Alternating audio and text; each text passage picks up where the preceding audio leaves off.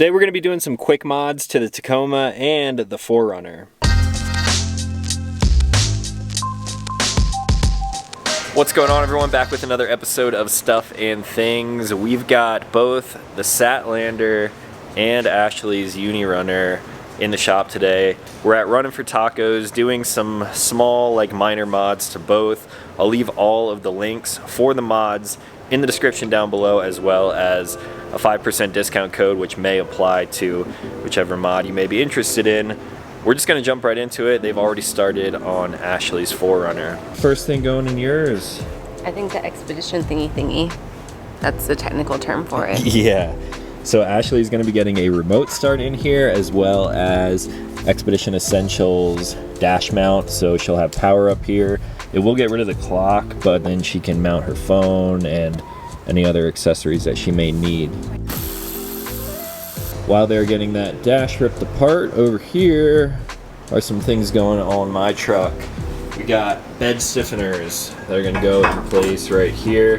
That way, if I end up running a taller rack in the future, it just gives more rigidity to the bed instead of pushing it outward. The Diamondback already kind of does this, so it's a little bit redundant, but those are going on anyway. And then over here we have some hood struts, which are going into place because right now I just have a manual hood that you push open and put the bar up underneath it. And then we will also be doing two more things to the truck. I don't know if it's happening actually today, but you guys will see it in this video.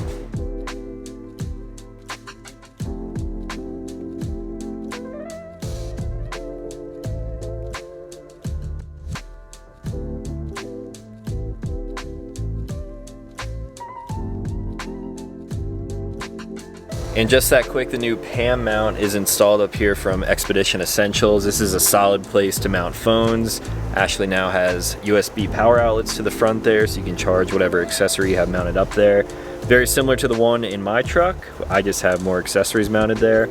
She'll probably end up mounting a phone, and then she'll have a bunch of open slots for expansion in the future. Now we just realized that the remote start will not work on this because this is a 22 and they only have models for the 21 as of right now. So once the new auto start for the 22s are developed, we'll come back and get that installed. So the only thing left on the 4Runner for today is a Pro Grill.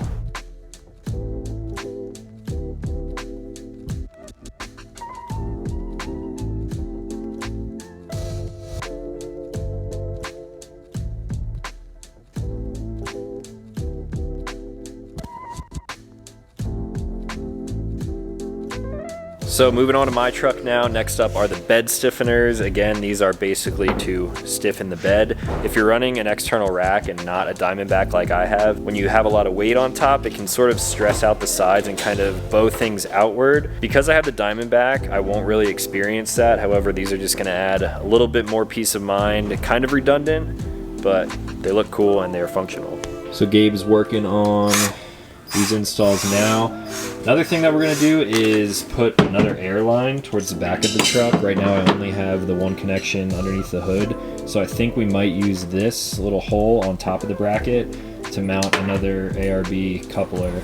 That way I can air up my rear tires and also inflate my airbags. So now back here on the bed stiffener, we have the air valve mounted with a 90 degree. We're probably going to go through where a bed light hole would be, right over here. We just need to go out and get some air line to run into this. We're going to splice a T into the front. So right here is the ARB twin air compressor mount from Running for Tacos. It's just a really short line that runs to the coupler right here. We're going to put a T on this line and run it back to the back of the truck. Meanwhile, Keith is working on a new power tray system. So this is coming from Power Trays, and it's essentially like a bus bar. There will be constant 12-volt power running to this unit. Instead of connecting things direct to the battery, there's another bar right here, and all this stuff is going in the engine bay. It's gonna tidy everything up. It's gonna make my life a lot easier as I add more accessories in the future. Coming around to the back, we now have some airline here. Started running this through, trying to help Gabe as he's actually doing all the work, not taking credit for it. So he's running the line up to the front. Keith almost has the whole power tray installed. Looking so much cleaner than it was. Gonna be easy for wiring. And then right here we now have secondary hose, so once we get that line up front, that new hose line will go right into here, and I'll have air all over the truck. All right, guys, we are done. Ashley already took her 4Runner and left, but you already saw what we did there. Brief overview of what we've done to the truck. Nothing that you can really see from the outside. Most of it was all just like finishing touches before we get on the road. So back here, of course, we got the Running for Tacos bed stiffeners. Turn a light on here so you guys can see a little bit better.